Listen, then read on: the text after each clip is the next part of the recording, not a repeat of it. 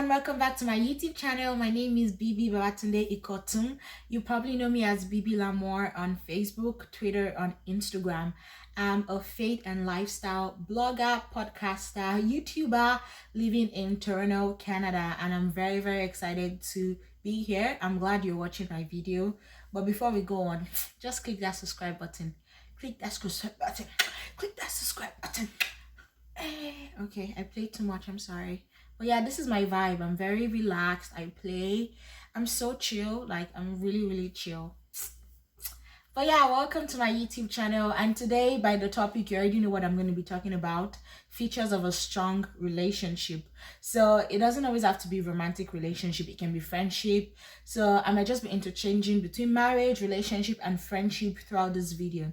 So the first feature of a strong relationship or a marriage is common goals. What are your goals?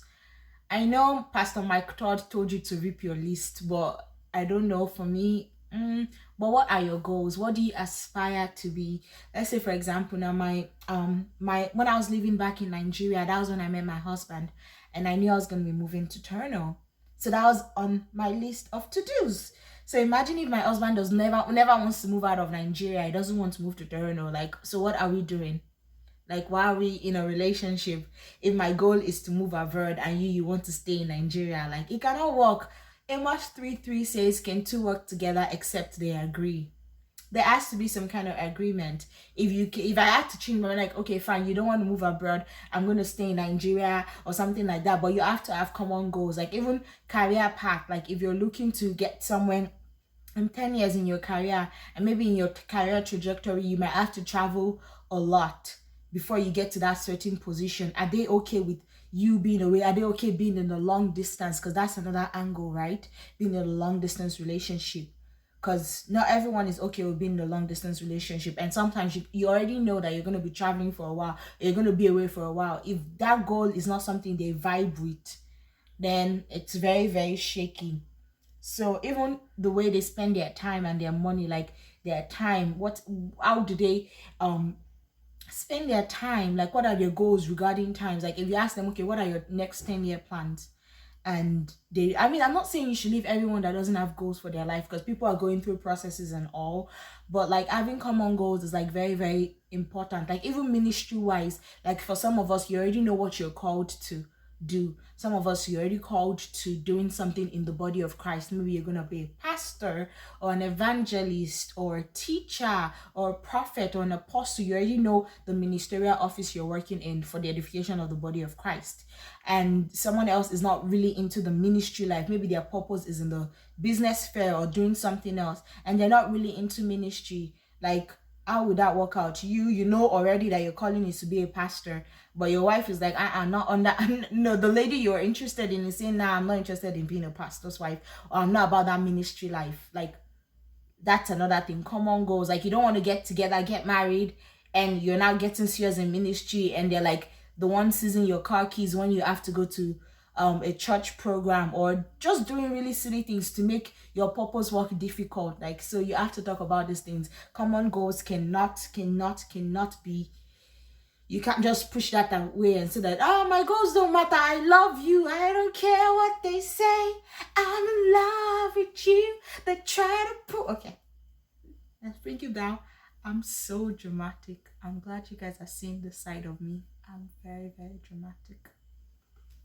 Okay, so yeah, every relationship should have a goal. Like, when you're dating, you have to like have a goal in mind, and you have to understand that sometimes people are like, oh, but people change. Like, they can change and they can change, but you have to realize that if someone changes because of you, they can always change back to the status quo because of you. If you just messed up, they're like, this girl or this guy is not what my changing. See, I've been changing, I've already changed my attitude, changed my mindset, changed just to be with this person, and now they're acting this way. Nah, I'm good, I'm going back to my old ways. It was working for me, and I've changed for this girl and she's not meeting up to my standard. I'm going back to my old ways. So don't always count on this person will change. It's easier when someone is already on the path that you are. Right. Number 2, common values. What are important to you? What are those things that if someone says your name in the room, what are the first 3 things that comes to you? Some of us are honest people. Some of us have integrity. Some of us are just known for like being out there. Like for example, now I have a YouTube channel. I'm interested, right? It's my value to disseminate this information to people. And if I start dating someone that is dishonest, that does not have any issues with doing internet fraud, does not have any issues with lying or stealing, because it's like, oh, there's no big deal, everybody's doing it, and those are not your values, what are you doing there? Why are you there? Answer me. Why are you there? I don't know why you're there, but I'm trying to tell you now that that is another feature of a strong relationship. Am I saying you can't have a relationship with someone, you can't get married to someone that does not have similar values or similar goals with you? Yes, you can. But remember what the topic of today is: features of a strong relationship or a marriage. So if you want to have a strong one, these are the things you should have at the back of your mind when you're looking for a life partner or friendship. So yeah, common values. What matters to you most? For some of us, we carry Jesus on our head like signpost. Jesus is our life. So why would I be moving towards someone that is not carrying Jesus on their head like signpost? You can. I'm not saying it won't work. No, I'm not saying that. I'm just saying features of a strong relationship. If your values are similar, if I carry Jesus on my head and you carry Jesus on your head, what else are we looking for? We are a match made in heaven. Or if someone is very honest, you know that, okay, I'm also a honest person, so I know that under no circumstance am I allowed to lie. Even if it's a white lie, I'm not allowed to tell that lie, because we're on the same page. But if one person is like, slightly dishonest, and someone's like very honest, like that will cause issues in a relationship, cause ripples in a relationship, right? Yes, it would. So what are the values that you hold dearly? Because there's some values that we have that we can like easily let go. It's not like our core values, but you have to recognize, introspect, like, okay, what are my core values? What are the things that make me me? That if I take all these things away from, if they take all these things away from me, I'm not going to know who I am anymore. I'm not going to know myself. That's very, very important. So I'll say make a list and do a value check with the person you're interested in and see what's on their list, what's common. Integrity. Are they someone that likes to serve other people? Are they sincere? Are they transparent? Are they forgiving? Because some people, not everybody is forgiving, my dear sister. If you're a very forgiving person and you pair up with somebody that is not forgiving, I don't know how strong that thing will go, but that's something to consider. How do they manage money?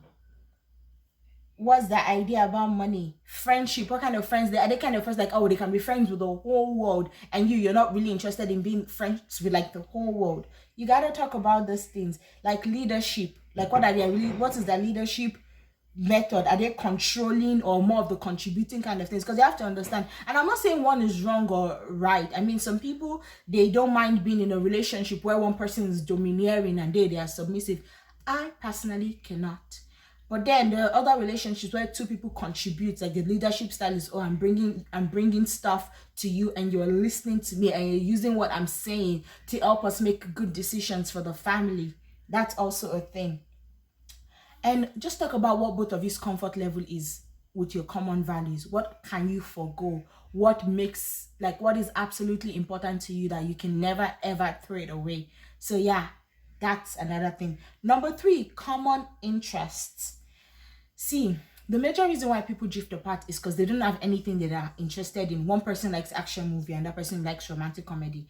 And that is me shading me and my husband, because I like romantic comedy and he likes action movie. But you know what? I watch action movies with him sometimes. He watches my romantic comedy with me sometimes, because relationship is all about compromising, right? But I'm not saying a movie is my core value. Like, I can do without watching movies for months and like it won't shake me. But then, what are the things you're equally interested in? Someone is interested in art. Are you interested in art? If you're both interested in art, that's opportunities for you to do things together. You can always go out to the art gallery, check out the art. Do you love movies? Does he love movies?